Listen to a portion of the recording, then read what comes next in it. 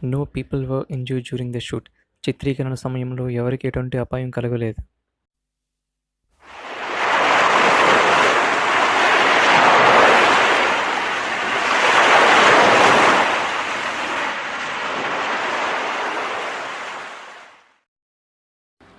Hello everyone, in this video we'll be showing cleaning of a strainer.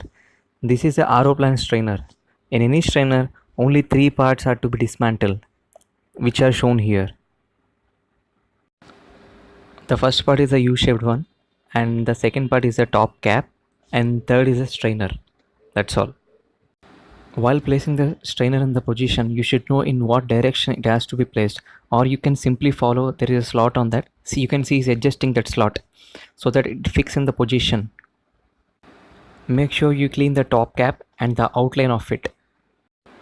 The cleaning of the strainer is excluded from the video because if this is a waterline strainer, then you don't have to clean it with diesel. Just simple clean it and blow the air through it and put it back in the position.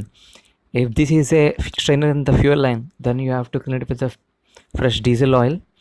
Then you have to blow air through it. Then you have to keep it in the position. Thank you. If you feel like you learned something new from it, try to share it.